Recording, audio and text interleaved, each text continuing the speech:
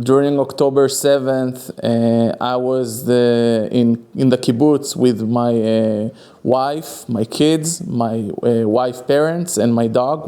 And my mom. We were 7 people in the kibbutz. We went there for Simchat Torah, the second holiday of Sukkot. And we came there during October 6th, and in Sufa, on the corner of Sufa, there is a memorial site that the kibbutz made for Hadar Goldin, Zichrono Livracha. Hadar Goldin was an Israeli soldier who died in the tunnel of Hamas. And as a character, he was very inspiring. So Sufa decided to honor him with a memorial. It's like a hill with chairs and stuff. So we went there, we climbed up the hill, we sat there, and you can see all Gaza border in front of you. Everything was really quiet. It was a beautiful day. We took some picture, which I'll share with you later on. And then we went back home, ate dinner, went to bed. And in October 7th, hell starts. We woke up in 6:30 a.m. to rockets, and we're pretty, it sounds awful, but it's true. We're pretty used to like sirens and stuff. Me, personally, like I don't get excited by that. We know the drill. But that was the first time my wife parents heard the sirens, and they ran to the shelter. The shelter it's pretty crowded. It's like it's for a room for like there's one double bed and that's it. Like, so it's pretty crowded for 7 people. We ran to the shelter. Immediately, a lot of rockets started shooting. A lot of rockets, a lot of sirens. And then I started to hear like the AK-47 shooting, like bang, bang, bang. And I immediately noticed that there's something going on, something which is not normal. I asked my family to stay in the shelter. I opened the shelter. I ran into the house, closed all the doors, sealed all the windows, grabbed some water bottles, plastic bags, and a knife. I even remember the yadit, the hand was red. Stupid things that you remember for trauma. And I ran back to the shelter. I didn't go yet in because I wanted to check if it can be be locked from the inside. So I asked my wife to try to lock it. And once I managed to open it from the outside, then was the moment I realized that we're not safe. It's a different story now because I can't lock it from the inside. So everyone walked into the shelter. We were in the shelter. I closed the door of the shelter and I literally hold it for many hours. There's not enough word to describe it was a war. It was just a war. A lot of shooting, screaming in Arabic. One of the things that I remember the most was the horror face of my daughter looking at me scared. Like, it wasn't scared, it was higher than that. I don't know, panic, horror, I don't know how to describe it, but it was the worst thing that ever happened to me was seeing my daughter's face so scared. She's 6.5 years old. And for me, the worst nightmare was knowing that there's nothing I can do to protect her beside that knife that I brought, which is nothing compared to the machine guns they had outside. And then we heard a lot of shootings. There was a battle in Sufa. The guy who lived in front of my mom's house, they shot him down from his window. They killed him. And on the corner of the kibbutz, there was a big battle. One of my friends in kibbutz Sufa, Ido Chubara, Zichrono Livracha, who got shot in the head, he was in the civil squad. And it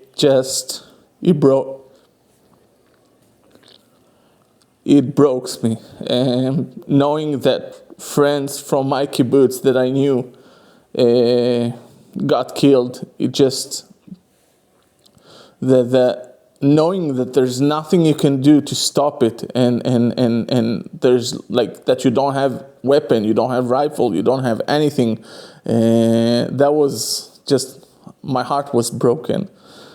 During the battle, there were only 4 rifles in Sufa, nothing else. That's what we were left with. During that Saturday, my wife, brother, with his family, 7 people, were supposed to get to Sufa. So you can realize that nobody knew nothing about what's going on. Because if I knew, obviously I wouldn't invite them to the kibbutz in Saturday. Luckily, it started earlier and they didn't go yet. They didn't leave their house yet, which is close to Jerusalem. So we managed to send them a WhatsApp message saying, guys, don't show up. But I can imagine what would have happened if they were there also.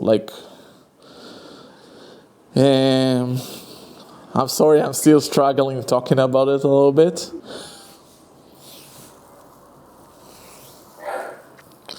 The lack of, I think one of the most difficult things is knowing that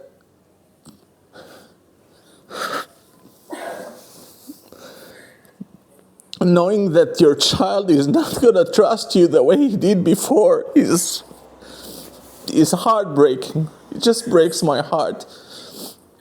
And after a few hours sitting in the shelter, my parents' wife, they're pretty old, and my mom had, she just healed from cancer, and my wife's parents have also physical problems. And 7 people in the shelter needed to go to restroom, but there's no restroom. So I was holding a rack, and they did their stuff inside the bag. Seeing your mom and your wife's parents doing their needs in bags, that was not easy. That was not easy. The second, when we got evacuated, the first thing that I did was going to a rifle and buy myself a pistol. That was the first thing me and my wife asked me. She said, if we're going to live in Israel, you're going to get a weapon. You're going to get a pistol. Before Hamas came to power, I had a beautiful childhood. We never had sirens. We never had that stuff. When I was a child, I went to the sea in Evet Kalim in Gaza. I was there every weekend. It was heaven. It was paradise, that area. It was beautiful. And once I got older, I joined the army. And I was in the army in 2005, actually. I remember in the beginning, we were a little bit afraid from the sirens. But then you realize that it is what it is. And that's horrible to say, but you get used to it.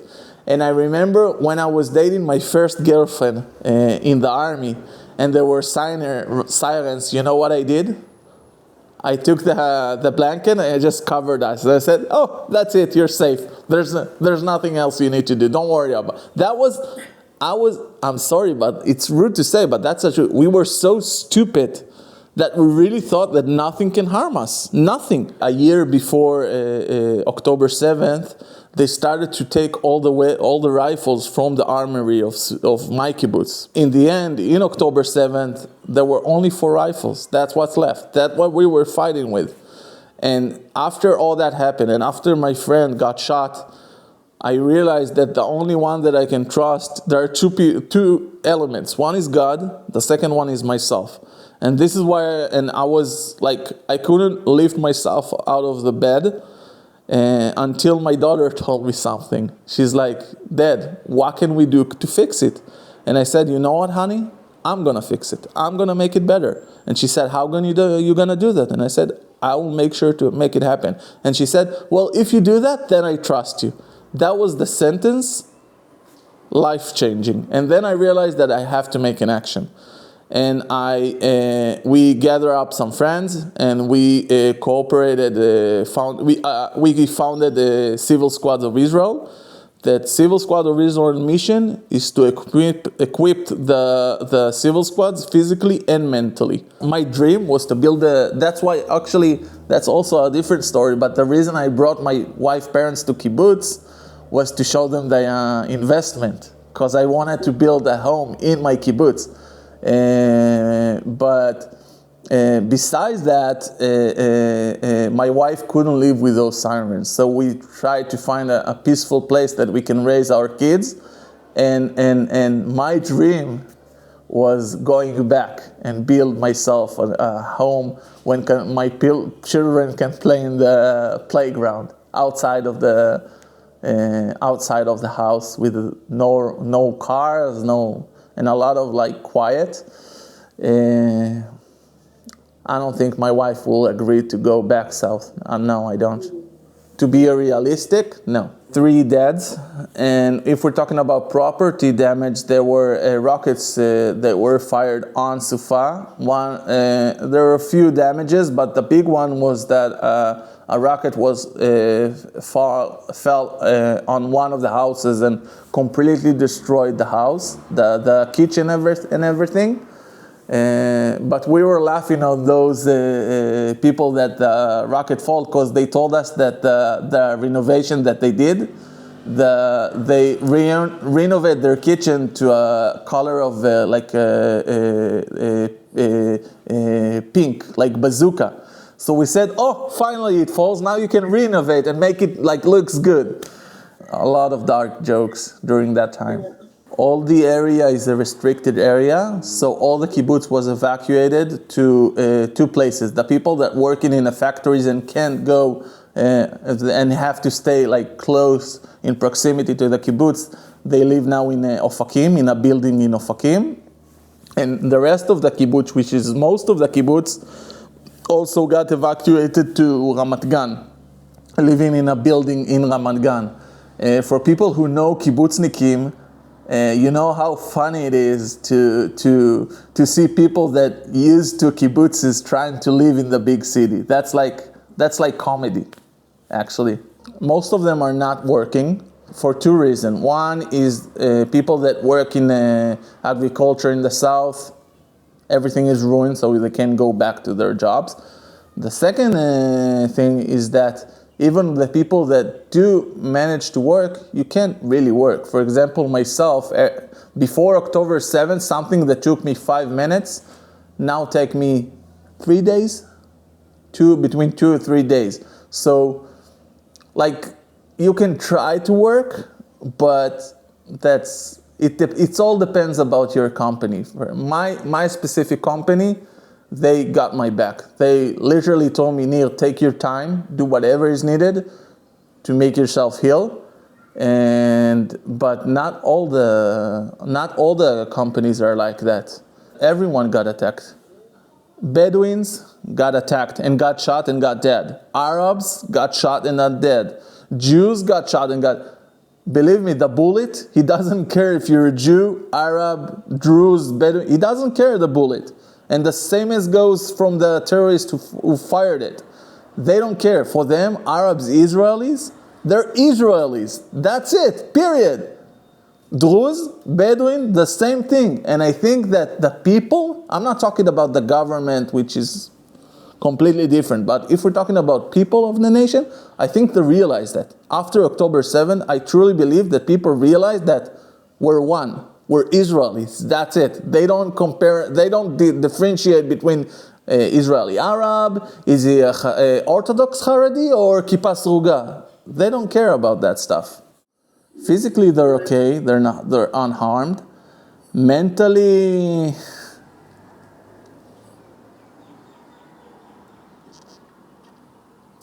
it's hard. A few days ago, both of our children woke up in the night screaming. And a day later, my wife told me that they have nightmares that terrorists are running after them and trying to murder them. And a week later, my wife told me that she have this, like the same dreams. So it's like back and forth.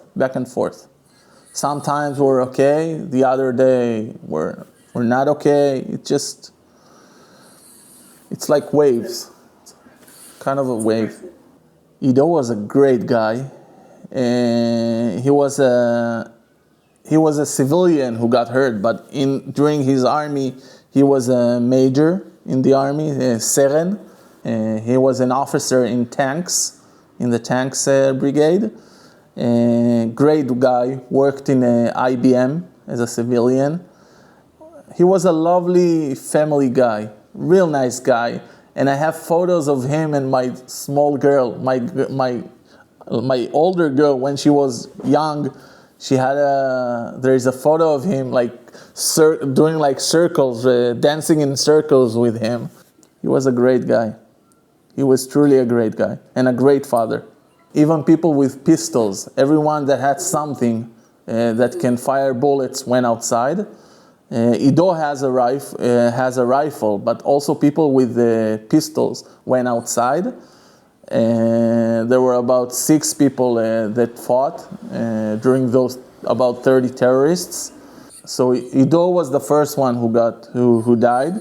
The 2 other people was Bernard Cohen, Zichrono Livracha, the guy who lived in front of my mom's house.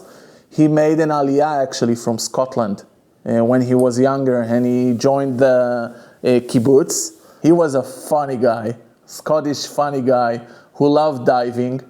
He worked a lot of years as the gardener, like of the gardens in all the trees and everything in Sufa. And when he was a little bit older, he worked in a factory called Chimada, which is close to the kibbutz. So he was the second guy. And the third guy is Ofir Erez, Zichrono Livracha. Ofir Erez was also, he was reserve duty, but he was also an officer in the Israeli army, a family guy, and Madrich Tiulim. He was Madrich Tiulim, like a touring guide. That loved Israel. He was a former kibbutznik also, really funny guy. That during the attack he had old mom, and he wanted to immediately go to see how she's doing. So he tried to drive out of the kibbutz, and the terrorist came in front of him and shot him with an RPG to his vehicle. And this is how they entered the kibbutz, actually. So yeah, 3 people got shot who died in Sufa. The guy who was evacuated Ido from the field was his father, Zohar Khubara. He was the guy who evacuated Ido. Zohar is a paramedic, and he heard about that, and he immediately drove with the ambulance to the scene, and he tried to give to his adult child. That's just tragic, so tragic. In the beginning, it was just me and 2 of my friends that we decided to incorporate this organization. Then we collected a few members to help us with that. I didn't think it's gonna be that big, to be honest. In the beginning, it was minor, just like to. I think in the beginning they just wanted to do something to make sure that I'm doing something, but then it got bigger, and we up until now we raised about $400,000 and gave equipment worth $1 million. We collaborated with the Laufer family and got a lot of ceramic vests. And started to deliver a lot of ceramic vests, helmets, and night vision, whatever the civil squad needed. And now, actually, there is a really nice project that's going on along the country. We start in the south and we're going all the way to the north. There are 2 firefighters, volunteers, that came from Australia. They're doing instruction for Kitat Konenut, for the civil squads. And actually they came with a technique that is not being learned in Israel, that you don't have to carry like a full truck of water, and then it takes a lot of time until you get there. And then if we're talking about open fire in an open field, you lose all your crops. All you need is a blower, mapuach, and a bag with a sprayer of a little bit water, and that's it. That's all you need to seize that fire.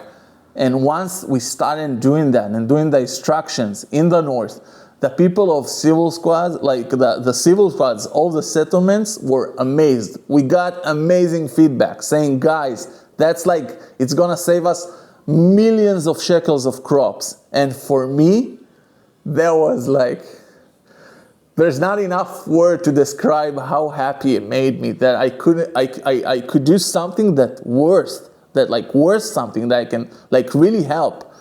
And seeing the squads that we give the equipment to, that was just, it was amazing. And every time when I forget why I'm doing that, there is something that happens that reminds me that. For example, there were 3 soldiers who just died in Kerem Shalom.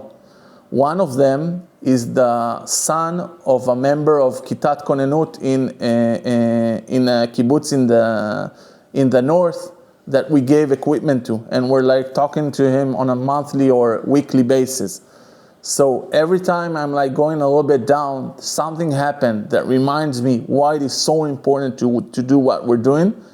And we get amazing feedbacks of how it helps the civil squad. So I can't stop. That's the truth. I just can't stop. There is long-term vision and a lot of missions along the way. The long-term vision is to equip all the civil squads in Israel, physically and mentally, to make sure that nothing is missing for them. Why? Because if tomorrow a different member of the parliament decide to take the rifles, same as happened in Sufa, he can't. Why? Because those are my equipment that I bought them. The only thing that they can take is I can't buy rifles, but besides that, all the equipment I can give them their own equipment. That way, nobody can take it from them ever again. And so this is the long-term vision, and we have a lot of missions that we're trying to achieve, and we're approaching a lot of donors right now to help us to fulfill those missions.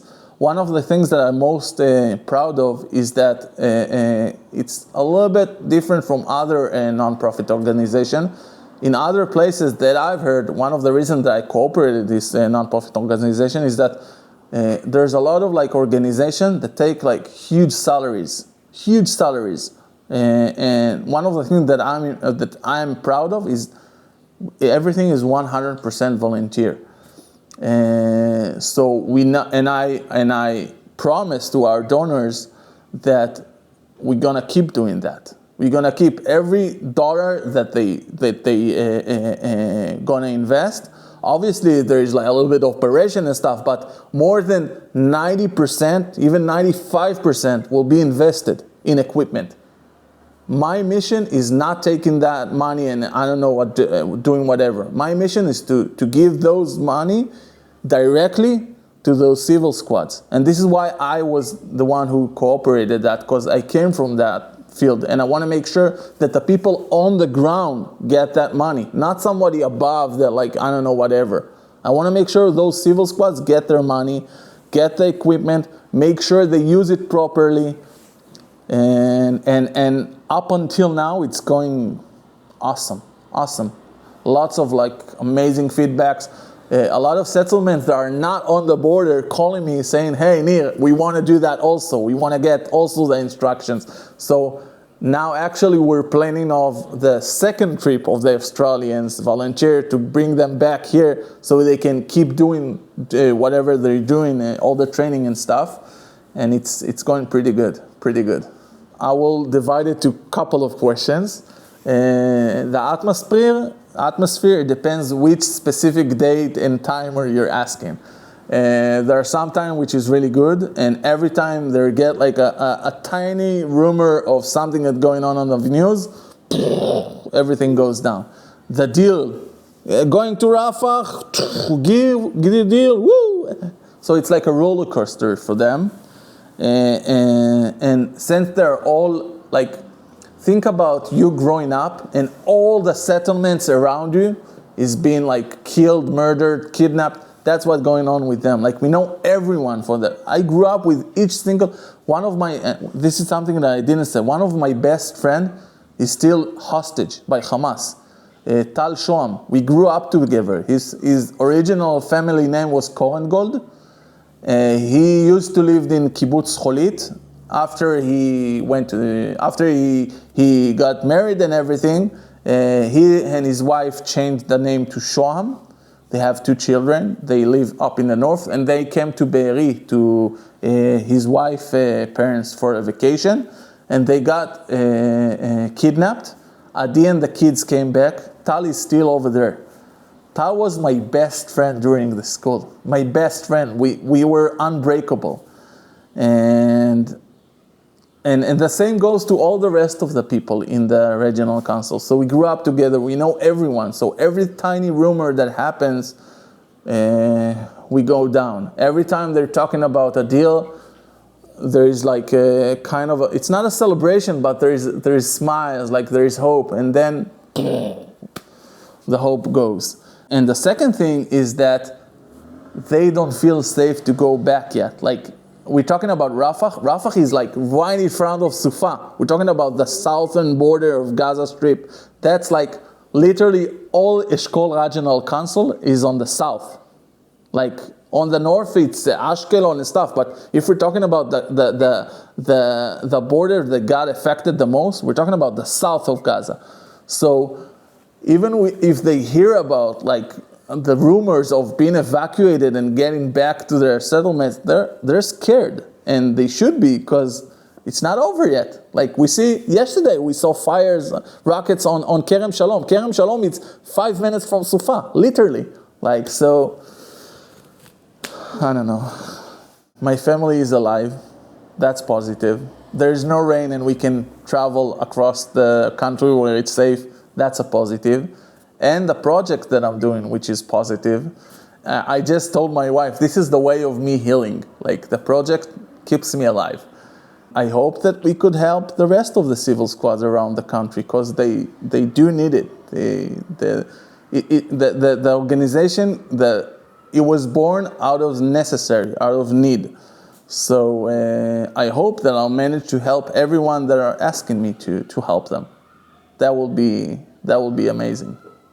I would encourage everyone abroad, including my South African brothers who's out there, and my American brothers and everyone, to take an action, make an impact, because by the end of the day, we're all skin and bones. And if you're not doing something to correct what happened there, if we're not doing a tikkun olam, then we're just skin and bones. That's what we are. So hopefully when I'll get there, up there, he'll remember the good things that we did up here, down here. And I hope that the rest of the people can also make an impact and do something. If you want to make aliyah, make aliyah. If you can make aliyah and you want to come to volunteer, come to volunteer. And if you can't come to volunteer, then open your heart and your wallet and help us out. Because we really need your help right now. Those are the difficult times. I think that the people of Israel is going to be judged for in those difficult times. And I hope that we're going to nail it.